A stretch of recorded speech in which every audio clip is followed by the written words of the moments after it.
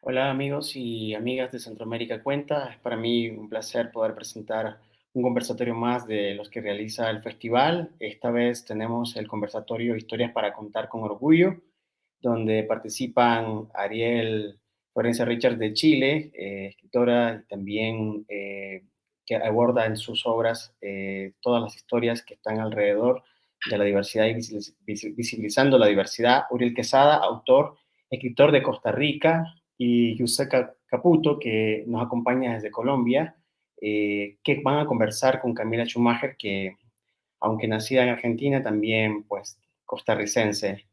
La idea de este conversatorio es que podamos visibilizar y dialogar alrededor de las obras que abordan la diversidad, o la diversidad no solamente en el sentido como la conocemos, sino en todos los amplios sentidos en la literatura contemporánea. Así que no me queda más que dejarlos con Camila, Josep, Uriel y Ariel.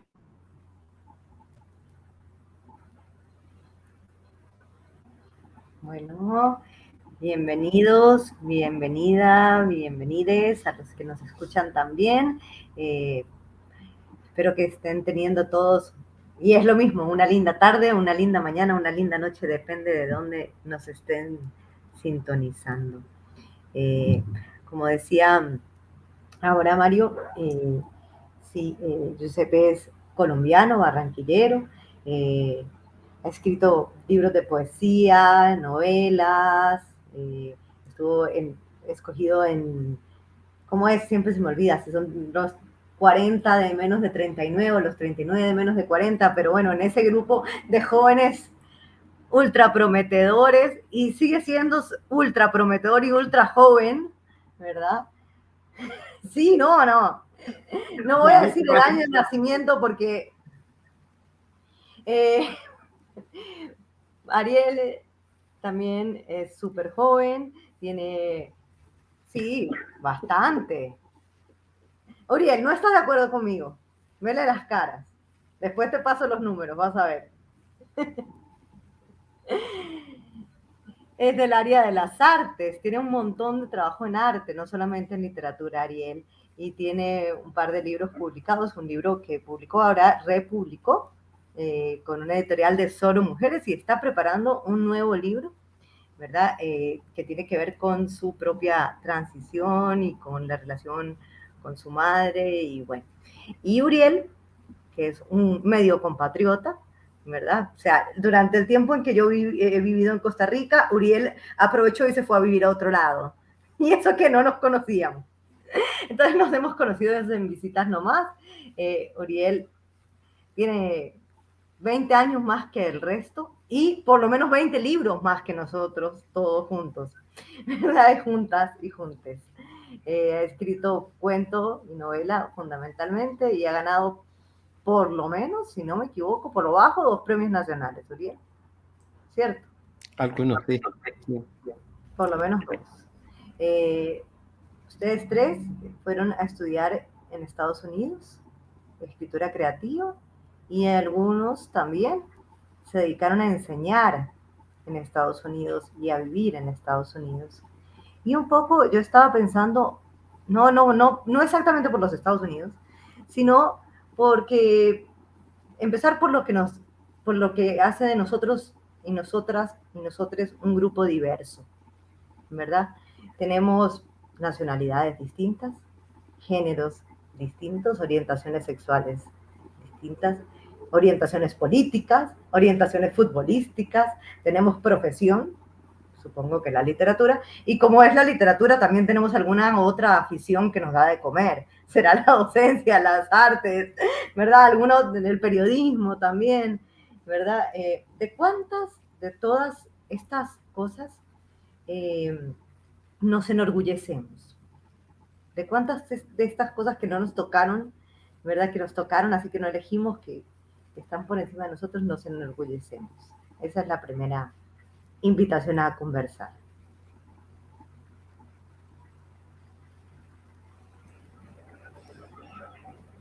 Bueno, si quieres empiezo yo. Ya Dale. que, es una linda pregunta. Es una linda pregunta empezar a hablar sobre las cosas que nos orgullecen. Eh, A mí me orgullecen mis libros porque es una parte muy importante de lo que yo hago y de lo que yo sueño y de lo que yo espero.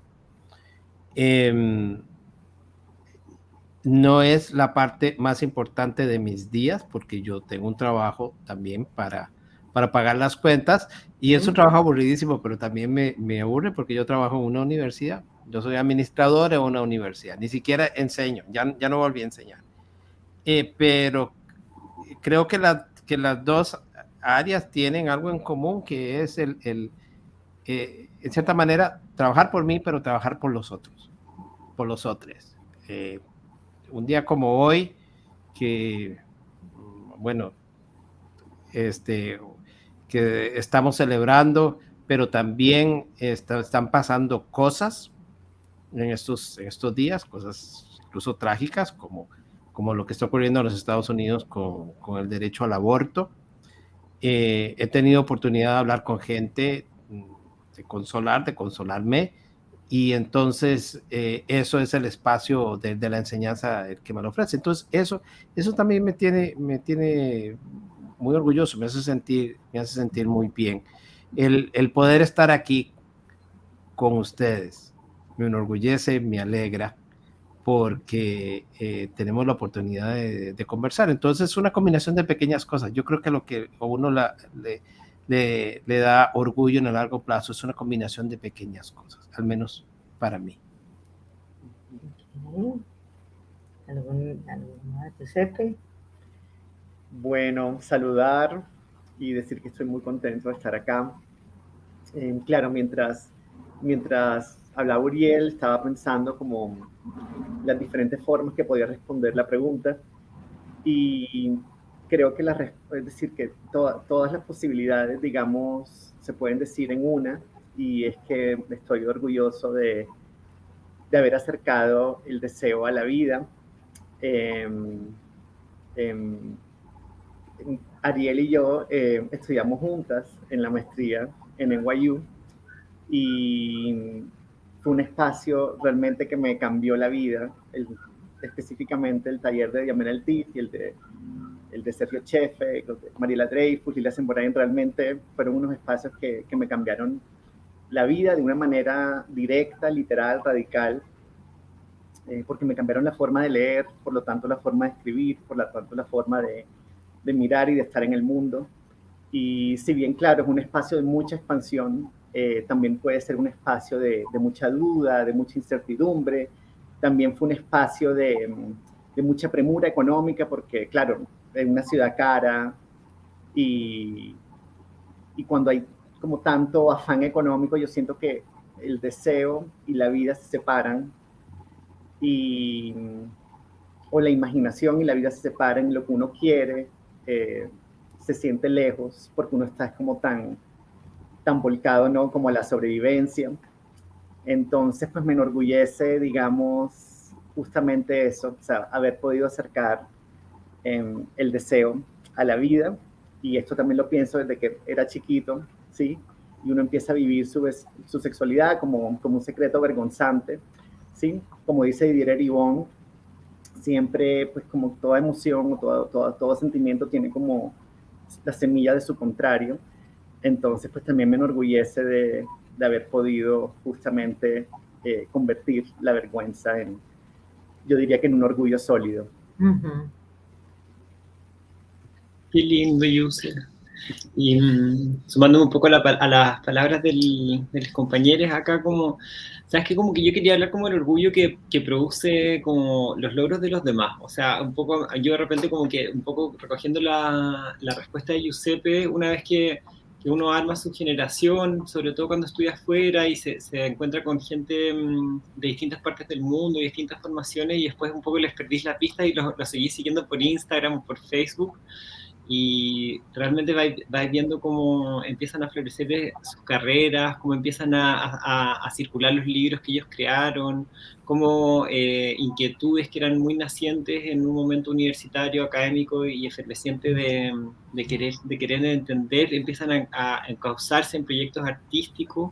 A mí eso te juro que me produce mucho orgullo. O sea, de repente veo a mis compañeros como publicando en Estados Unidos, con traducciones, estando a la par de como las grandes voces latinoamericanas, y hay como, creo que parte de la autoidentificación tiene también que ver con la generosidad de encontrar como la alegría en la alegría de los demás. Y a mí eso me ha pasado mucho últimamente, como que creo que yo era una persona creo que envidiosa, podría decir, y la envidia, digamos, como que no podría hacerla pensar a uno en un tipo de orgullo diferente, y creo que hay mucho orgullo en encontrar la felicidad de la gente que uno quiere. Sobre todo cuando se trata de desarrollo de proyectos artísticos, porque creo que todas las personas que estamos acá sabemos lo que cuesta, digamos, traspasar las emociones que tenemos, las ideas más intelectuales, a un formato que sea legible por otra persona, y más aún que pueda emocionar a otra persona. Entonces, no sé, o sea, como a mí, por ejemplo, Giuseppe me llena de orgullo. Los logros de Giuseppe, por ejemplo, y los logros de mis compañeros de NYU son realmente logros de gente que admiro y que quiero y que me llenan de orgullo. Okay. Ahora aquí juntas, le decíamos a la maestría, le decíamos el MFGay. El MFGay, sí, total. Era bien diverso. No, total. Y era como que la nuestra fue una generación muy diversa en relación a las generaciones anteriores y a las que vinieron. Entonces, como que, sí, hermoso. Por gente muy talentosa, ¿verdad? Bueno, ahora que ustedes están diciendo eso, y que creo que, bueno, que hay, bueno, a Uriel le tocó distinto, aunque tiene unos ciertos contemporáneos, más o menos, en el país, pero le tocó una época distinta, una realidad distinta. ¿Y escribimos desde lo que somos o somos lo que escribimos? O sea, ¿escribimos desde nuestro lugar en el mundo, desde nuestra posición, o es lo que escribimos lo que nos posiciona ante el mundo? Yo creo que ambas cosas, y para pensarlo en términos de esta mesa, pienso que lo identitario, o más bien me gusta pensar lo identitario como un punto de salida más que un punto de llegada. O sea, es decir, siempre eso está renovándose, y lo que se vuelve un punto de llegada se vuelve enseguida un punto de salida. Pero sí creo que ambas cosas ocurren en simultáneo, sobre todo porque la escritura, al menos yo la vivo como un tiempo de descubrimiento. Y por ejemplo, los libros los escribo, digamos, como permitiendo, digamos, que los textos me hablen, ¿sí? Uno obviamente empieza con unas ideas, pero todo eso va cambiando a medida que se va avanzando en el proyecto, en el camino escritural, y muchas veces uno tiene la tentación de imponer la idea original que tenía, pero lo que yo creo que hay que hacer es más bien escuchar el texto para permitirse justamente, sí, como una transformación permanente, diría yo. Así que uno empieza, digamos, eso, sí, como empieza como desde un lugar, y el texto también te lleva a ti mismo a otro. Yo también agregaría, estoy muy de acuerdo con lo que dice Yuse, y agregaría que en mi caso, por lo menos, yo estoy muy constituida por mis lecturas también. No solamente por lo que escribo, sino que las lecturas a mí me constituyen tanto como lo que escribo. Como que siento que el otro día me encontraba, por ejemplo, un libro que de hecho me había comprado como con la poca plata que una tenía en Nueva York, pero fue muy excepcional porque María Negroni presentó su pequeño mundo ilustrado allá. Entonces como que yo dije como, o sea, prefiero, digamos, no sé, como no hacer tal cosa con tal, ya, no. Que el voto de María, sí. No. Entonces como que dije como, prefiero como no privarme de algo, pero tener como mi María Negroni como, y bueno, y ese libro estaba dedicado a mi nombre anterior. Entonces como que está la caligrafía como muy, muy hermosa de María Negroni con mi nombre impreso. Y un libro que reviso mucho porque esa trilogía que tiene ella para mí es una joya. Y yo dije como qué impresionante, porque aunque está como el puño y letra de María Negroni con toda su garantía de certeza de que ese libro está dedicado a mí, y efectivamente fue dedicado a mí bajo otro nombre, esa lectura está incorporada dentro mío en una especie como de disco duro que no tiene género, podríamos decir, o que a lo mejor como a la que yo puedo recurrir y puedo volver como pre o post tránsito. Y en ese sentido, como que creo que me constituye tanto lo que escribo y lo que sale de mí hacia afuera, como también lo que va ingresando. Y a mí la práctica de la lectura es una práctica absolutamente constitutiva de identidad también. Como, no sé en los colegios de ustedes, pero en mi colegio había como una ficha de lectura, en el fondo, que tú ibas como rellenando con... Ya, o sea, a mí yo cuando ya rellenaba una, que me ponía como una calcomanía, ponía como un sticker como de felicitaciones, yo sentía como que había crecido como persona. Y eso lo sigo como creyendo hasta hoy. Bueno, yo por supuesto estoy de acuerdo con ustedes. Me encanta esa idea de que el punto de partida es el punto de llegada, es el punto de partida, y de que esto es como un continuo donde empiezan a caber muchas cosas, las lecturas, las vivencias de otras personas también, que se integran a lo que pensamos, a lo que soñamos, a lo que queremos escribir. Y desde ese punto de vista, esa continuidad a mí me parece esencial. Y yo creo que como escritores, el escuchar los textos, el escuchar las lecturas, el escuchar a los demás, va haciendo que evolucionemos y que cambiemos. Y a mí eso es lo que me gusta. Camila dijo así como muy discretamente que yo vengo de otras experiencias. Es una manera también de señalar de que soy un poquito más grande que el resto del grupo, y yo creo que eso también determina, digamos, sobre todo los inicios, ¿no? ¿De dónde viene uno? ¿Por qué empieza uno a escribir? ¿Qué era lo que había alrededor? Hasta llegar ahora a este punto en que pues soy otra persona totalmente distinta a aquella que empezó a escribir, para escándalo de todos ustedes, en los 80s, en el siglo pasado.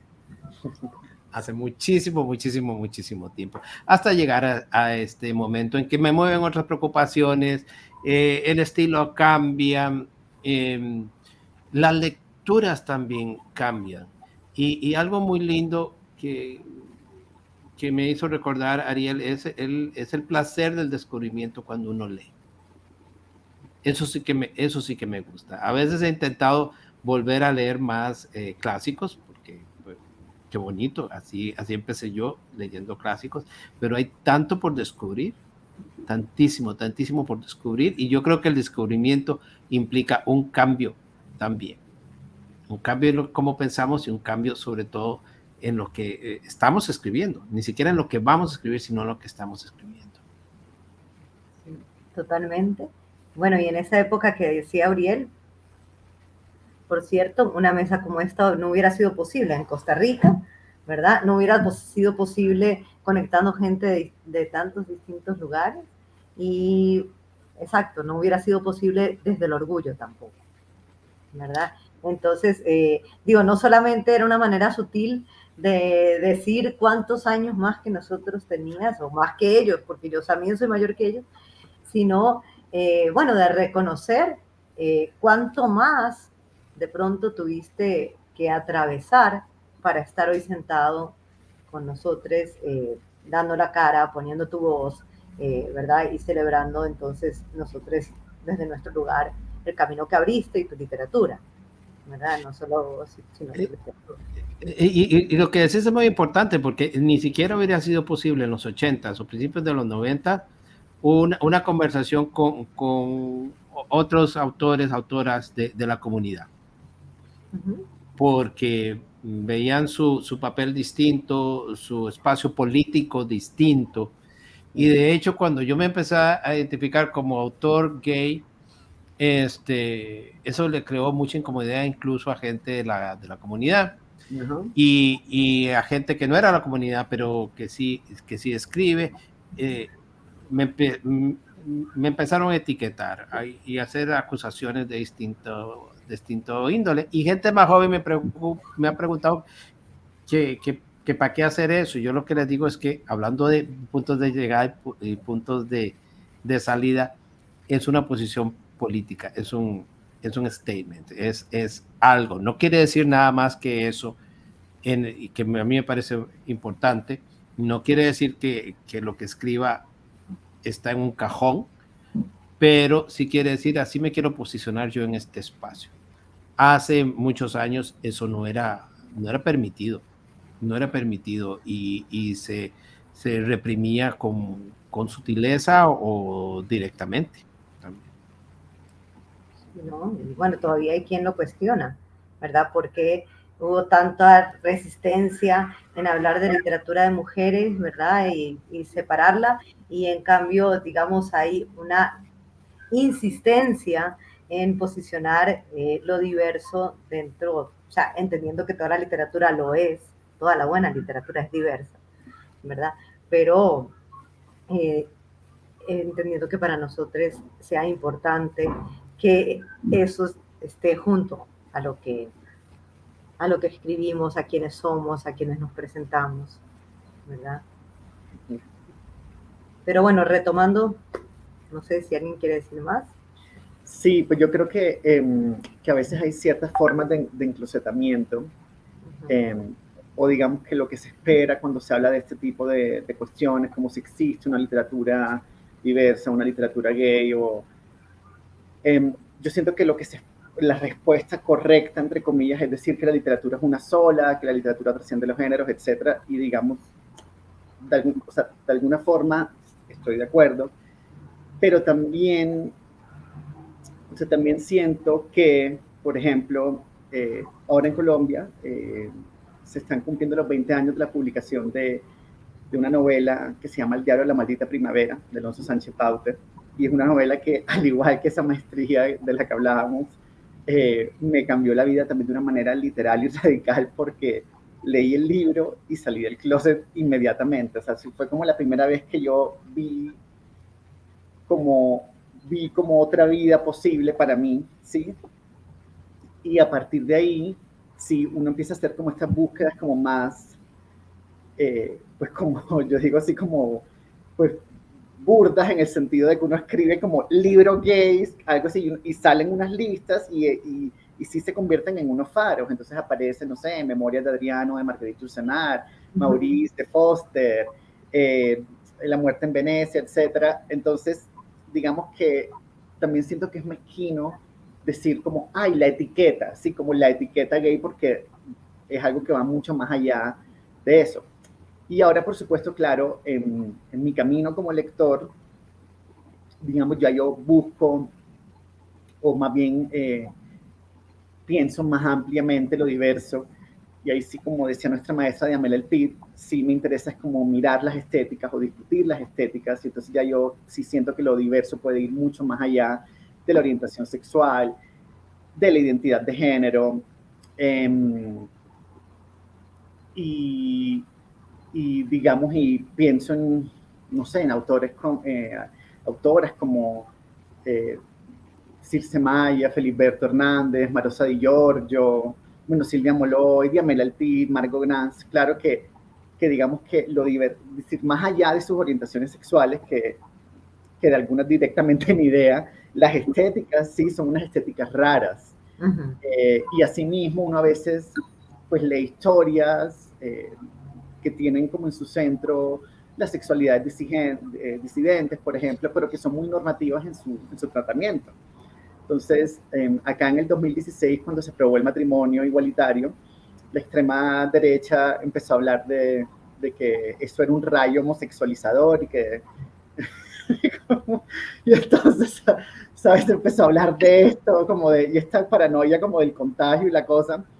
Y claro, esa imagen del rayo homosexualizador me genera tanto risa como fascinación, porque, digamos, podemos pensarlo más que un rayo homosexualizador, como un rayo enrarecedor o emancipador. Y yo pienso que todo el mundo tiene la posibilidad de ese rayo, ¿sí? Y cualquier artista tiene la posibilidad de usar ese rayo emancipador o enrarecedor en sus obras, así como todo el mundo también tiene a su disposición un rayo más normalizador o convencionalizador, por decirlo así, y esos rayos también se pueden disparar. O sea, creo que está en que todo el mundo tiene esas posibilidades cuando ya miramos pues, las estéticas. Y pues cuento con tristeza y estupefacción la siguiente historia, y es que estaba hace poco en una charla, ¿sí? Y había una lectura de ciencia ficción, la estaba haciendo un chico en drag, muy como Conchita Wurst, sí, con la barba y pues la escarcha, el maquillaje, la falda. Y luego de su lectura él dijo que lamentaba mucho que en el proceso de vacunación se le hubiera dado prioridad a la gente mayor, que porque hay que dar prioridad era a los jóvenes que eran la fuerza productiva. ¿Están ahí? Sí, creo que estás un poco pegado, pero... Ya te descongelaste, creo. Ya está. Ah, bueno. Sí, entonces empezó a decir que lo que había era que darle prioridad a los jóvenes, que eran la fuerza productiva, y me pareció terrible lo que dijo, pues ya de fascismo directo. Y entonces, claro, superficialmente uno podría pensar, claro, o es decir, creo que ocurren dos cosas al mismo tiempo. Por un lado, sí hay unas... no sé, como que lo que yo me pregunté fue si ese drag era una renovación estética del pensamiento liberal y fascista como más terrible, sí, como una reencarnación de eso, pero como que también siento que como que es en simultáneo, como que por un lado sí hay algo más emancipatorio y por el otro lado algo que no se ha terminado de llegar a esa emancipación. Pero no te lo quita, o sea, lo gay no te quita lo facho, claro. Y lo trans te quita, ¿verdad? Lo machista, o sea, no necesariamente, ¿verdad? Hay que seguir deconstruyendo, ¿verdad? Casi ad eternum, ¿verdad? Pero pensando en esos puntos de llegada y de salida, siento que lo que estaba pasando ahí también, como en ese cacao mental, eran eso, como que en algunas, como desde algunos lugares había llegado a ciertas emancipaciones y desde otros se había quedado como en otro lugar. Bueno, creo que hablé mucho. No, igual las pandemias, ¿verdad? Con todo esto del miedo al contacto, del miedo al otro, de tener que protegernos, ¿verdad? Siempre tienen algo un poco, ¿verdad? Que tira hacia cierto lugar donde estos discursos calan. Y después viene la viruela del mono, que al final no terminó de ser, pero esa ya casi que uno veía los titulares y estaba, no sé, en los 80, ¿verdad? Cuando hablaban de la transmisión. También, bueno, hay un tiempo, ¿verdad? O sea, yo pensaba que hay libros también constitutivos en la lectura que pasa uno por ellos, te revuelcan y que los lees después desde otra mirada, desde otro momento, desde otro lugar, y se resignifican. O sea, yo me acuerdo cuando yo leí El túnel, por ejemplo, de Sábato, en la adolescencia temprana, me pareció, pues, era magistral. Y luego caí en cuenta que era, bueno, un feminicidio. O sea, digamos que en este momento, ¿verdad? Esa primera frase tan lapidaria, ¿verdad? Y donde no hay para mí ahora nada que justifique, ¿verdad? Más allá del morbo de leerlo, pero bueno, fue constitutivo y en este momento me generaría otras cosas. No puedo borrar lo que me generó tampoco, ¿verdad? Entonces creo que estamos un poco ahí. Y para volver. Y también hay autores a los que uno no puede volver, que fueron importantes en alguna época y ya no puede volver. Yo creo que la lista para cada quien es larga, ¿no? Que te dijeron algo hace mucho tiempo y ya no.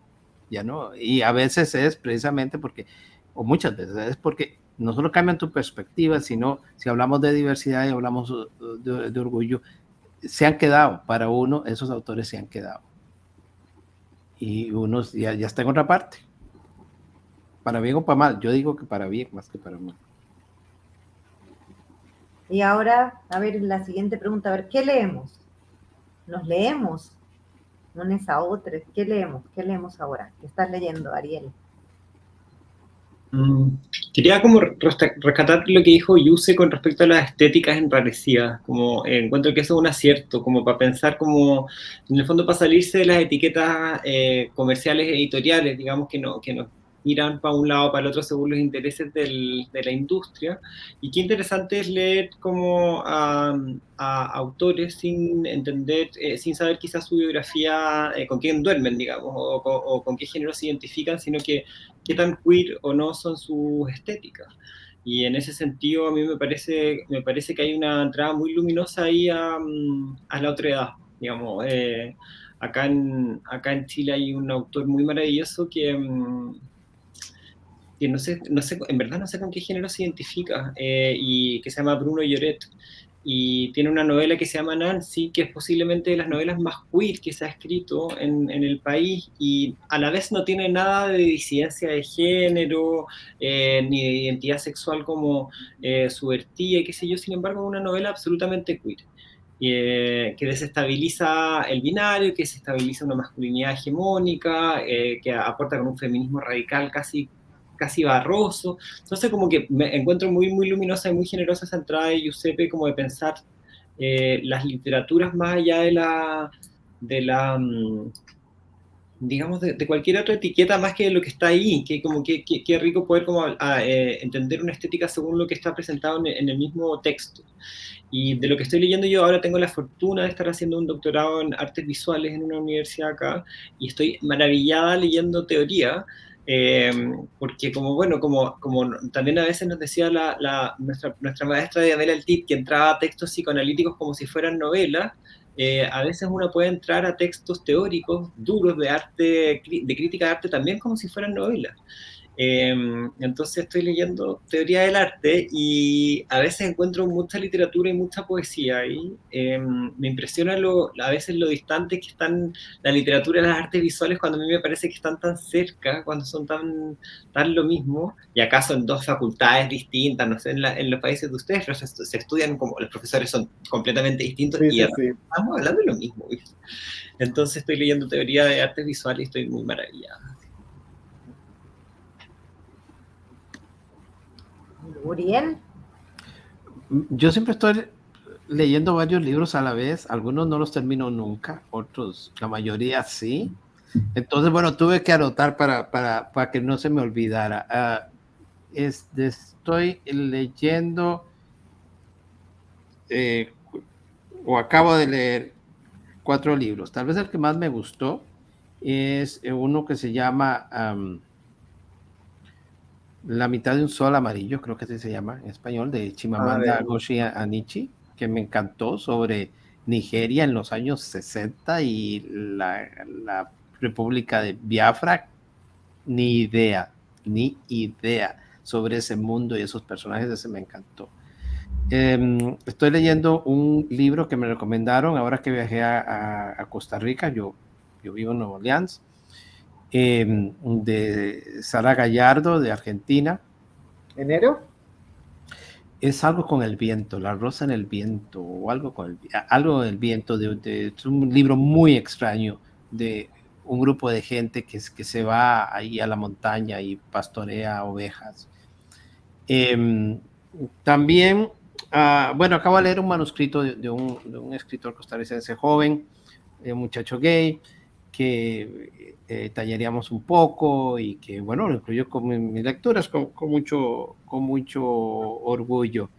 Y probablemente hoy empiezo con un libro de Patricia Highsmith, que hace tiempo que no leo. Estaba leyendo Stephen King, que de cuando en cuando vuelvo a él, porque la verdad es que es un escritor del cual se aprende mucho. Qué Pero bueno me es. cansé. No, es que qué bueno es Stephen King. Yo también estuve leyendo en el verano, fíjate. Y, o sea, qué maravilla. Tiene cosas maravillosas. Hace poco Sí. que leí el Resplandor por primera vez, me encantó y me parece un gran libro. Ujú. Ahora estaba leyendo a Salem's Lot, pero tarda mucho en arrancar. Entonces lo dejé. Entonces, esas son algunas de las lecturas en las que estoy, pero tengo otros libros por allí que no me acuerdo el nombre. Un libro sobre Vietnam y sobre el trauma de la guerra. A mí todo lo que se refiere a trauma, memoria, me gusta. No recuerdo el nombre del autor, sí sé que ganó un montón de premios, pero no se extrañen porque yo soy muy malo para los nombres. Me acuerdo las caras perfectamente, puedo llegar a cualquier parte, aunque no puedo pedir ayuda porque si me dicen haga esto y doble aquí, se me va a olvidar. Pura memoria visual. Pero en eso estoy. Ok. Vamos a ver, seguimos anotando recomendaciones. Bueno, yo las que tengo aquí, las obras que tengo aquí cerquita en la mesita, bueno, están Arqueología Amorosa, de Cristina Peri Rossi, es una antología. Galería Fantástica, que lo mostré ahorita, de María Negroni. Tengo una historia de las imágenes de David Hockney, ahí a propósito de lo que Ariel decía. Y la antología de poesía selecta de Sixte Mayo, la uruguaya, que la acaba de sacar en Pretextos. Bueno, yo esta semana te estuve leyendo a ti, a Giuseppe, porque, ¿verdad? Sabía que tenía que preparar este espacio y era lo que podía encontrar, que ese es una, digamos, de los temas, ¿verdad? Que, bueno, los de Uriel los puedo encontrar. De Ariel leí un montón de cosas, la leí en entrevistas, pero no he podido leer texto así. Tengo un montón de curiosidad, ¿verdad? Y eso, digamos bueno, que yo tengo contacto con literatura, digamos, con escritores en Chile y escritoras trans en Chile, y no me llegó a tiempo, ¿verdad? Pero bueno, yo creo que en estos espacios también es bueno hablar de cómo hacer circular nuestros libros, ¿verdad?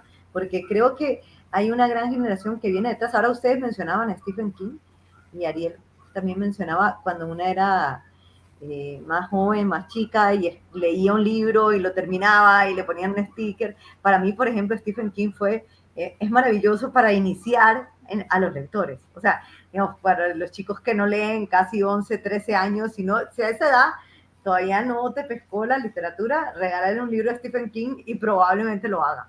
O sea, digamos, Total, a la cabeza. no, total.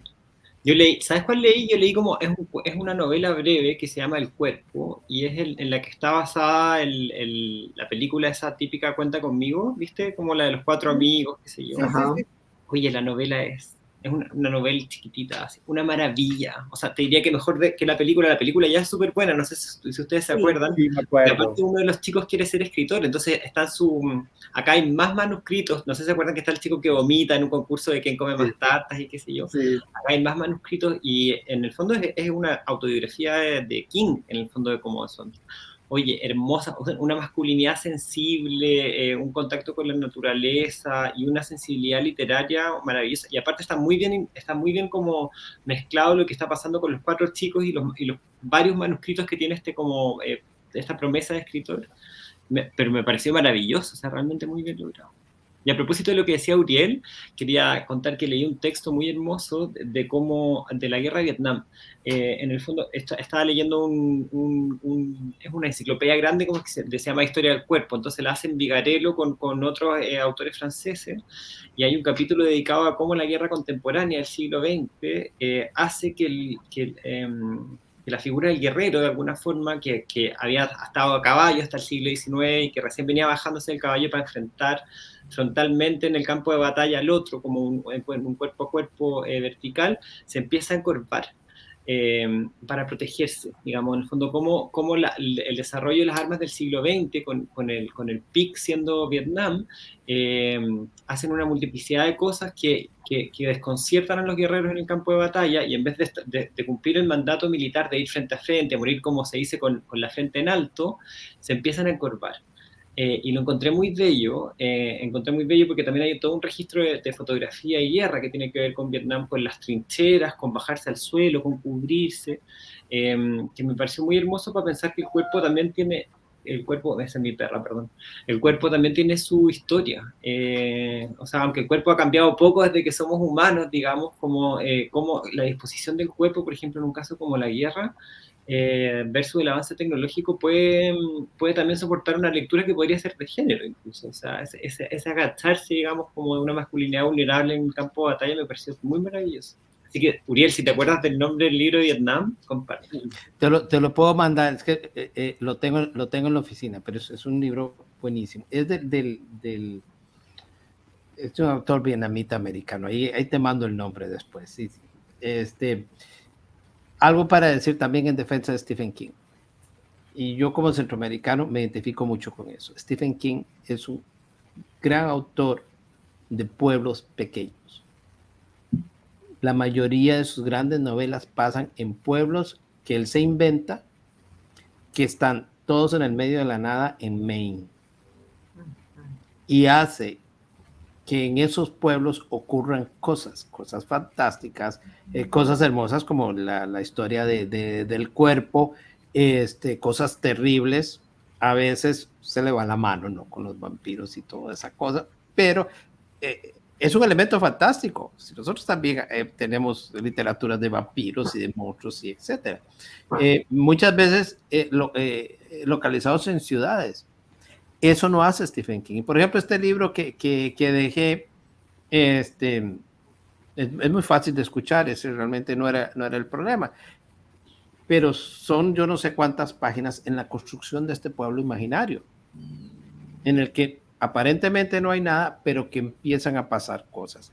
Entonces eso a mí me interesa mucho como escritor también, en la cual tenés esa posibilidad de extender una serie de cosas y de fenómenos y de situaciones a lugares que usualmente no están incluidos, que es esta noción de pueblo, de lo que hay solo una calle ahí que pasa por el centro, de la que la gente en general vive en el campo, pero que tiene historias de todas partes del mundo muchas veces.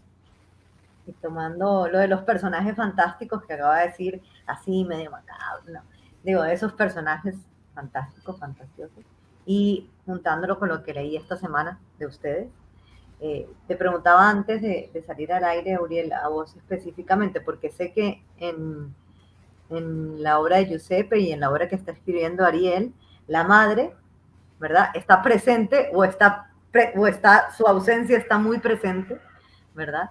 Y bueno, ese es un personaje fantástico, seguramente para la literatura. Entonces yo te preguntaba que si vos tenías en alguno de los cuentos, porque he leído un montón de textos tuyos, pero no recordaba uno específico donde se juntara con eso. Pero bueno, quería preguntarle sobre ese personaje, ¿verdad? Dentro de nuestro lugar como escritores y dentro de nuestro lugar como seres diversos.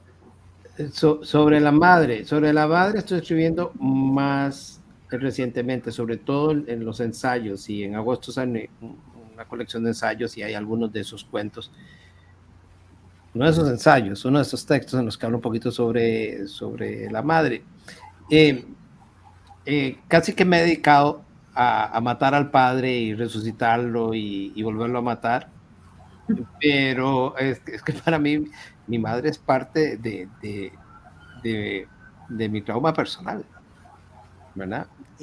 Pero ahora que está perdida en los laberintos de la demencia, se ha vuelto un personaje muy interesante por el tipo de demencia que tiene, por el tipo de cosas que hace, por lo que aprende uno en el proceso de aprender a relacionarse, porque yo evidentemente no vivo con ella, con una persona con demencia.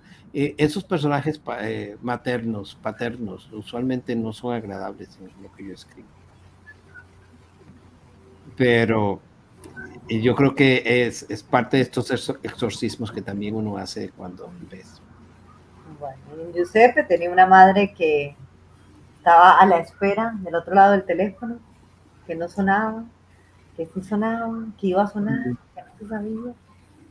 Sí, pues yo siento que a raíz de la recepción de Un Mundo Huérfano y de Estrella Madre, como que he pensado mucho en el lugar social que ocupan padre y madre pues, en nuestras sociedades. En Un Mundo Huérfano, pues el padre es muy tierno, es muy cercano, sí, como...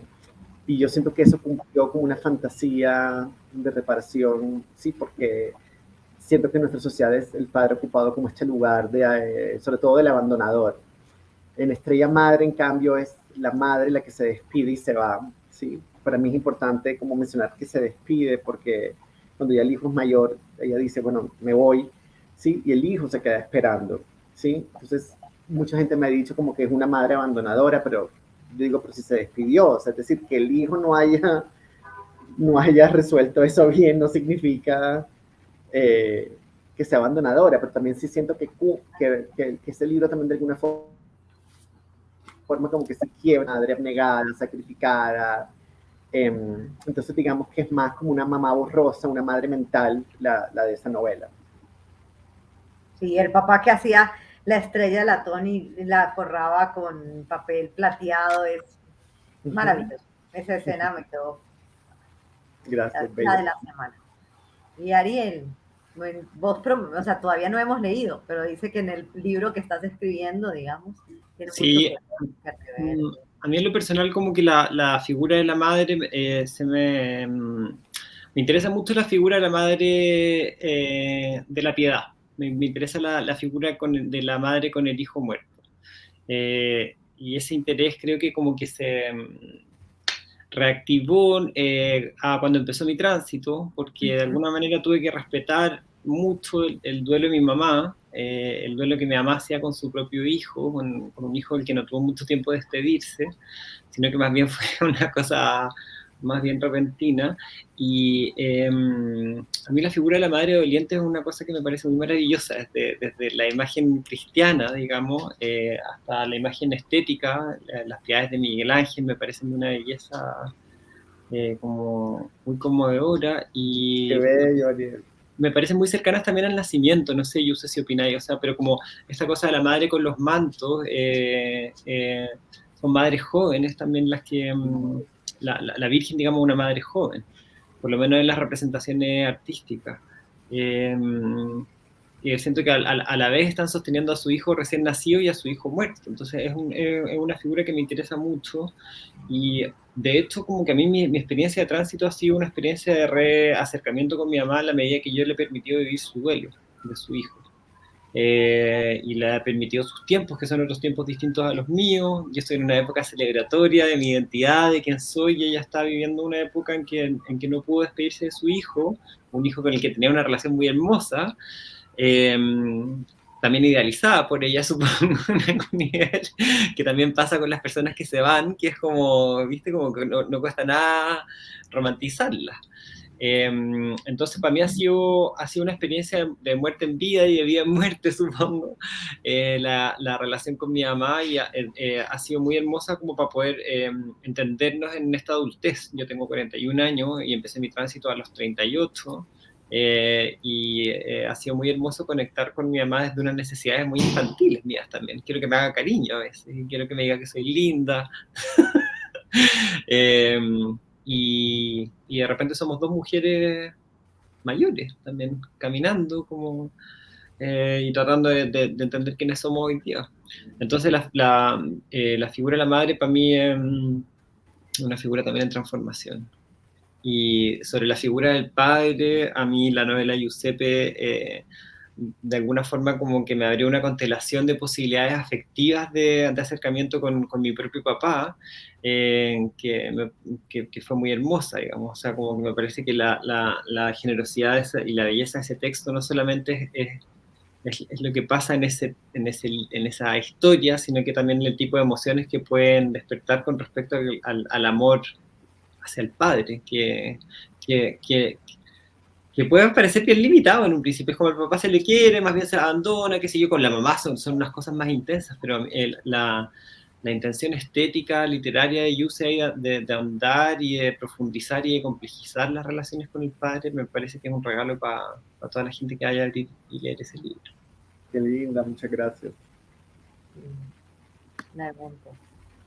Creo que nos falta poco tiempo, voy a fijarme porque yo siempre me paso. Sí, ya me están diciendo. Bueno, y entonces vamos a ver la última que a mí se me ocurría, pero que no tiene que ser la última, sino, ¿ustedes creen que también, o sea, bueno, sí lo hemos dicho, lo hemos conversado, ha salido en varios momentos de esta conversación, ¿verdad? Este interés por lo disruptivo en la literatura, por el margen, por escribir desde el margen, hacia el centro de la página, ¿verdad? No desde el canon, sino desde los márgenes. Entonces, les iba a preguntar personalmente, dentro de su propia búsqueda, cuando se sientan a escribir en este momento, ¿con qué se las están viendo? ¿Con qué márgenes, con qué rupturas se están viendo? Yo siento que periferia y centro siempre están como en una permanente tensión y en un permanente movimiento. Esto, digamos, no sé, pensando como en alguien como Pedro Lemebel, digamos, que cada vez, digamos, ocupa como un lugar, claro, más canónico. Es distinto ser canónico que icónico, y eso también a veces es una confusión, pero sí creo, por ejemplo, que cada vez es más conocido, pero en ese sentido también siento que es muy fácil, es decir, como que lo peor que puede pasar con ciertos textos de ruptura que empiezan a cobrar como más, a ser más conocidos, es justamente como desactivarlos políticamente. Entonces, y también lo que suele pasar es que uno como que cree que ha leído unos libros, o sea, porque como que se ha hablado tanto de ellos que uno como que siente que ya los leyó y que no tiene que leerlos. Entonces, y eso pasa con muchos clásicos, no se piensa sobre todo como en Frankenstein y Drácula, como que uno tiene la idea de que los leyó, y luego pasan cosas como que la gente cree que el Frankenstein es el monstruo y no el científico, ¿sabes? Ese tipo de cosas. Pasa yo pienso con el género en disputa de Judith Butler, creo que con la banalidad del mal de Hannah Arendt pasa mucho eso también, sí. Entonces, yo diría, para responder, digamos, diría que siempre centro y periferia se necesitan y están en tensión y sobre todo se mueven todo el tiempo. No confundir lo icónico con lo canónico. Sí, yo siento que Pedro Lemebel sería como alguien más icónico, no creo que al menos en Colombia no es, o sea, es decir, es parte de una constelación, pero no siento que sea canon. Yo siento que el canon fosiliza, pero sí es parte central de una constelación rara. Y sobre todo siento que siempre, que sí hay que leerlos para justamente no desactivarlos políticamente y siempre recordar justamente por qué fueron tan disruptivos. El poder se inscribe en el lenguaje, como dice Roland Barthes, y torcerle el cuello al lenguaje, torcerle el cuello al poder. Eso es algo que autores como Lemebel, como el Pitt, han entendido muy bien, y creo que pues siempre hay que leerlos como buscando su permanente repolitización, así como hay que buscar la repolitización de una palabra como queer, que es muy fácil que se desactive.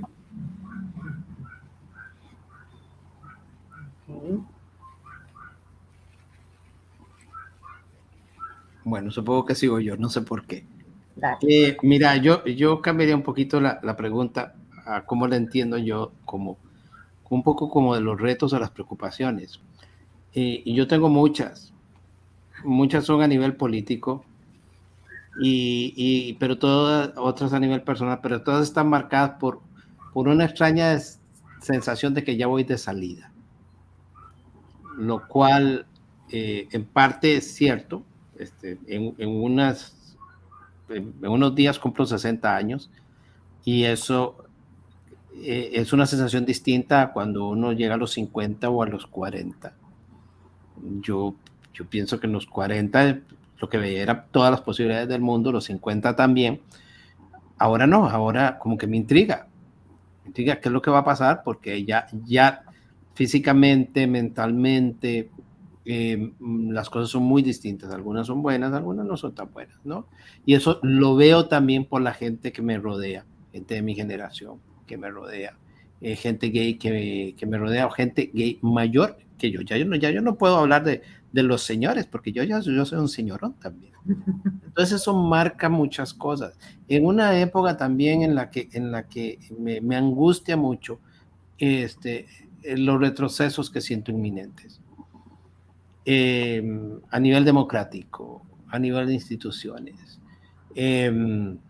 Claro, hay esperanzas o apuestas. Bueno, exacto. En Colombia y Ariel está en Chile, que son tal vez países. Colombia, tal vez, veamos, pero que de momento la historia de Colombia es muy distinta a la de Chile en cuanto a muchas de esas transiciones, pero Costa Rica no está en ese grupo, por ejemplo.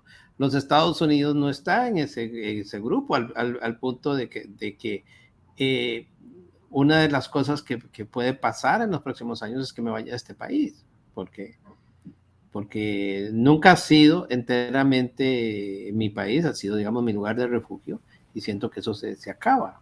Entonces, eso me pone en un margen, no sé si me pone en un margen, pero sí me pone en un estado de angustia.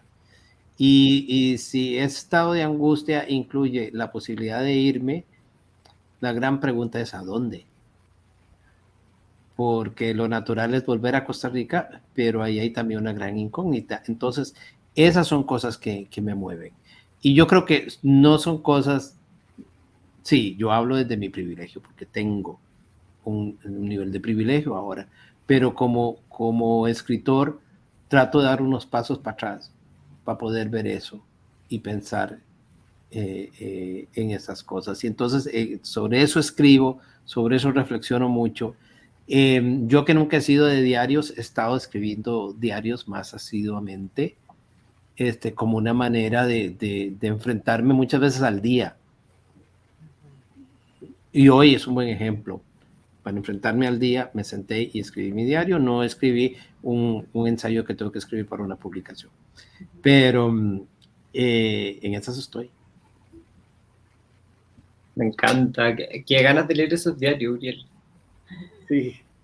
Bueno, de eso podemos hablar, por supuesto. Claro, sí. Como que me encuentro muy interesantes las respuestas de los dos. No sabría qué agregar, salvo que de repente como que creo que las personas que escribimos tenemos la facultad de poner en el centro y en la periferia ciertas cosas. O sea, tenemos la capacidad de mover el foco, digamos, hacia donde queremos traer. Por ejemplo, pienso en, o sea, que lata los autores latinoamericanos hablando de Stephen King, pero pienso en, ya que estamos con él, como que qué interesante que traiga al pueblo norteamericano, por ejemplo, King, al centro de su escritura. Qué interesante, pienso en Donoso también, en cómo él desplazó el centro a la región, al campo, cómo desplazó la casona patronal al prostíbulo, él perteneciendo, digamos, a la élite intelectual y económica de este país, cómo fue por lo mismo capaz de desplazar la periferia al centro, para él, para su escritura. Y en ese sentido, que queer Donoso. Entonces, pienso que ya que la periferia y centro son lugares móviles, digamos, y somos personas creativas que podemos escribir lo que importante el llamado a desplazarlas también, esos dos extremos de un binario. Y bueno, nos queda entonces cerrar, aparte de lo que viene posteriormente del trasiego de los libros de unos a otros, porque esa parte siempre la permite Centroamérica Cuenta, ¿verdad? A ver cómo llegamos a otros lugares y cómo nos hermanamos a través de la palabra y de estos conversatorios más allá. Pero bueno, nos queda cerrar, ¿verdad? Y cada uno tiene un espacio para hacerlo, como les dé la gana, así con total libertad. Bueno, yo quizás quería pues, retomar algo que dijo Uriel, y es que a veces uno da por hecho, digamos, como que lo que se avanza implica necesariamente como un progreso lineal y como permanente, y que siempre están sucediendo en simultáneo muchas cosas. Sí, digamos, en Colombia recientemente se aprobó justamente, la Corte aprobó el aborto legal, sí. Pero sí, entonces ahora en Estados Unidos tenemos esta noticia, y entonces a veces hay formas soterradas de homofobia cuando dicen como, ay, pero ¿para qué vuelven a hablar de esto si es que ya tal cosa? Y entonces llegan estas noticias y entonces pues vuelve como una sensación de inestabilidad, de incertidumbre. Entonces yo diría eso, o recordar pues algo que quizás es obvio, pero que no sí, que en este tipo de situaciones, de contextos, de espacios, vale la pena eso como reiterar, y es que el tiempo no es uno solo, que el tiempo son tiempos, y que simultáneamente, así como está pasando el matrimonio gay, también está pasando o el matrimonio igualitario, también está pasando el suicidio del peladito, y está pasando la fiesta, y está pasando el sexo, y está pasando la celebración, y están pasando los crímenes homofóbicos y los crímenes transfóbicos, y todo eso siempre está, pues, ocurriendo al mismo tiempo, y que entonces, sí, siempre este tipo de espacios los valoro y los agradezco, y diría eso. Sí, yo también quería agradecerle a Uriel por esa reflexión final, me parece muy hermosa. Me parece muy lindo también, aparte, como el lugar que él elige para hacerla desde esa otra generación, a la que yo no me siento tan lejana tampoco. Pero evidentemente que hay que agradecer por la creación de los espacios seguros, que eso no ha sido algo dado, sino que ha sido algo construido, y ha sido algo, es una cadena de esfuerzos que viene desde hace mucho tiempo. Y que vamos heredando y vamos como pasando también, y en ese sentido agradecer a todas las generaciones que vinieron antes de nosotros también por la creación de unos espacios seguros para poder ser y para poder expresarnos y para poder, incluso para que exista esta mesa. No sé, yo por lo menos lo tranquila y lo a mis anchas que me siento acá hablando con puros pares, y eso son espacios ganados también. Entonces, nada, agradecer en la línea de lo que dijo Yuse, mucho esa reflexión final de Uriel, y gracias por traerla también como al cierre de la conversación, me parece muy hermoso.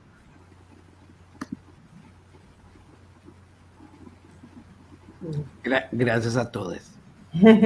Ha sido una lindísima mesa, estoy muy contento. Ayudé a aliviar también el calor que está haciendo acá, que está sobre 40 grados centígrados. Y la verdad es que es un privilegio tener la oportunidad de conversar de estos temas ahora en este momento. Sí. Eso es un motivo para celebrar. Es un motivo para estar orgullosos.